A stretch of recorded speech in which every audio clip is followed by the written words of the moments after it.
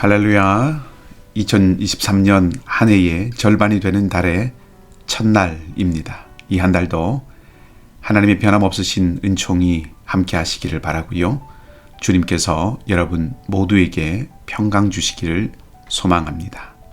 2023년 6월 1일 목요일입니다. 오늘 우리가 함께 나눌 말씀은 로마서 3장 21절에서 31절까지입니다.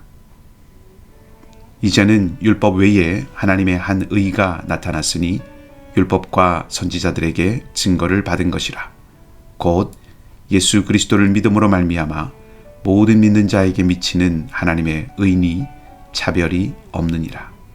모든 사람이 죄를 범하였음에 하나님의 영광에 이르지 못하더니 그리스도 예수 안에 있는 속량으로 말미암아 하나님의 은혜로 값 없이 의롭다 하심을 얻은 자 되었느니라.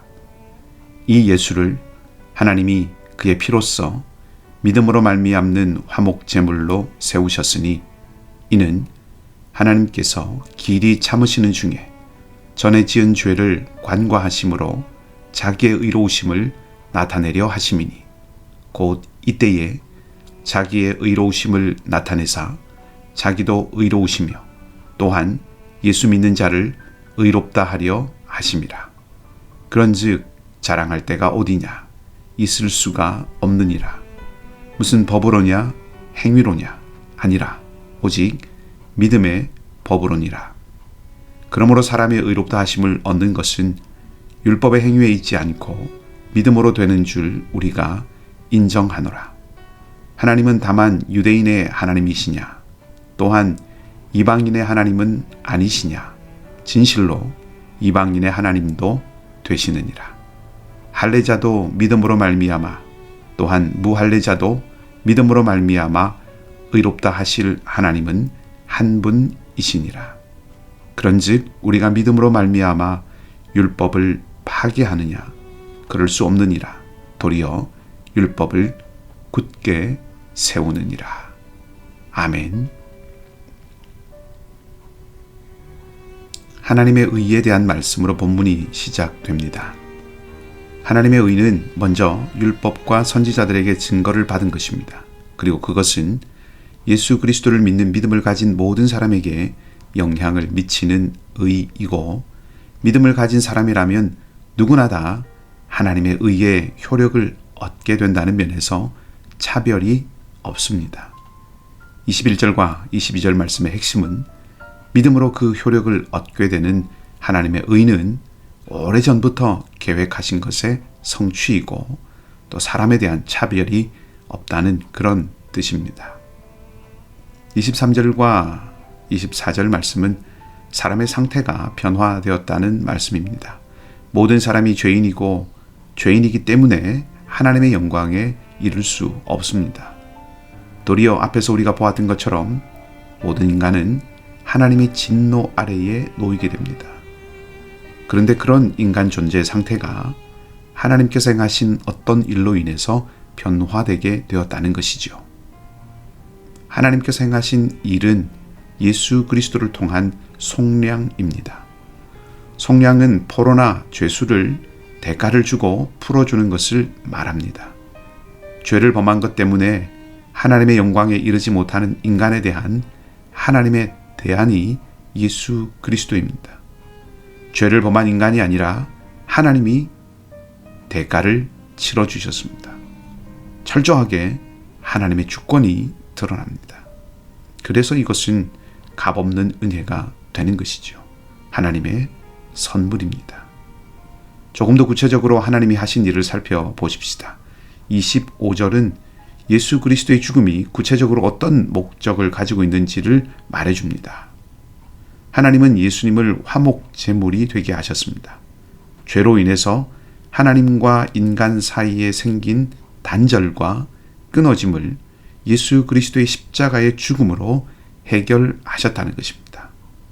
25절 말씀에 간과한다는 것은 못 본 채 한다는 뜻이라기보다는 면죄, 사면 이런 의미가 담겨 있는 말입니다.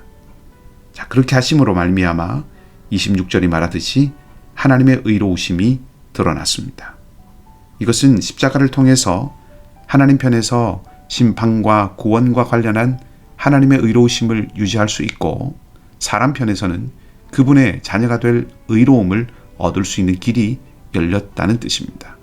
이 모든 것을 하나님께서 주체적으로 주도하셔서 주권적으로 하셨다는 것이죠. 그렇기 때문에 바울은 우리가 자랑할 수 없다고 선언합니다. 27절은 자랑할 데가 없다고 말하죠. 오히려 사람이 의롭게 되는 것은 이미 앞에서 살펴보았듯이 철저하게 믿음으로 된다고 하는 것을 28절에서 다시 한번 강력하게 주장하고 있습니다. 그렇게 믿음의 법으로 의롭게 된다는 사실, 하나님께서 믿음으로 의롭다 하시는 분이라는 사실은 하나님께서 율법을 가진 유대인의 하나님뿐 아니라 이방인의 하나님도 되신다는 것을 선언하게 하지요. 29절과 30절 말씀은 바로 그것을 말하는데, 유일하신 하나님이 진실로 이방인의 하나님도 되신다고 말하고 있습니다. 이것이 오늘 본문의 내용입니다. 그러면 한 가지 질문이 떠오릅니다. 오직 믿음으로만 의롭다고 하시니 이제는 율법이 필요 없고 그리스도는 모세 율법을 무효로 만드시는 분인가 하는 그런 질문이죠. 그것에 대해서 오늘 본문의 마지막 구절인 31절을 통해서 바울은 그렇지 않다고 말합니다. 바울은 오히려 믿음이 율법을 굳게 세운다고 말합니다. 이 부분은 나중에 우리 다시 살펴볼 수 있습니다. 오늘 본문의 이야기는 분명하죠. 죄로 인해서 깊은 곤경에, 아니 헤어나올 수 없는 곤경에 빠진 인간을 위한 하나님의 대안은 하나님께서 주권을 가지시고 행하신 예수 그리스도의 사건이었습니다. 예수 그리스도의 십자가의 죽음으로 말미암아 하나님은 죄인이 구원받는 길을 여셨으며, 그렇기 때문에 예수를 믿는 모든 사람, 그가 하나님의 아들이시고 우리를 속량하시기 위해서 하나님의 뜻을 따라 죽으셨고, 하나님께서 그 예수를 죽음에서 다시 살리셨다는 것을 믿고 그것을 받아들이는 모든 사람은 죽음의 곤경에서 건짐을 받는다는 것입니다. 그리고 이것은 차별이 없는 하나님의 의입니다. 이것이 오늘 본문이 말하고자 하는 내용이죠. 자, 이 모든 것을 관통하고 있는 것은 변함없이 신실하신 하나님의 사랑입니다. 우리가 곤경에 빠져 있는 것을 보시고 그것을 해결하시기 위해서 무모할 정도로 자신을 희생하시는 신실하신 하나님의 사랑입니다.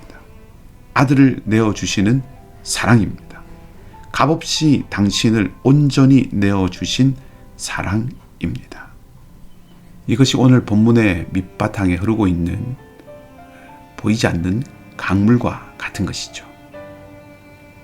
사랑은 사랑받는 이를 온전함으로 이끕니다.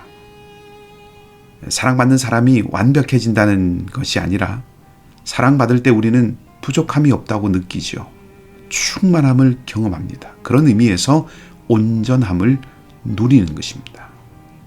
하나님의 사랑이 우리를 건지고 하나님의 사랑이 우리에게 충만함을 가져다 줍니다.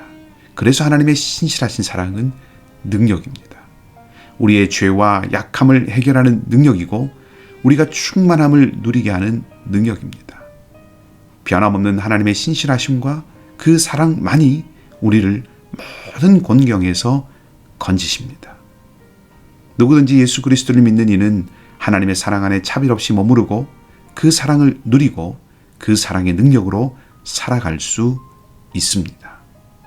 오늘도 예수 그리스도를 통해 드러난 이 하나님의 사랑이 우리와 함께 하십니다. 오늘 하루 믿음으로 그 사랑을 누리고 그 사랑 안에서 능력으로 살아가는 여러분의 복된 삶이 되시기를 주님의 이름으로 간절히 축복합니다. 함께 기도하겠습니다. 하나님, 모든 사람은 죄를 범했고 모든 사람은 하나님의 영광에 이를 수 없는 비참한 상태였습니다. 그런 우리를 향해서 먼저 대안을 가지고 다가오신 분이 우리 하나님이십니다. 신실하시고 사랑이 많으신 하나님이십니다. 그 변함없는 사랑이 우리를 건지셨고 그 변함없는 사랑이 나를 살리셨고 새 생명으로 살아가게 하셨습니다.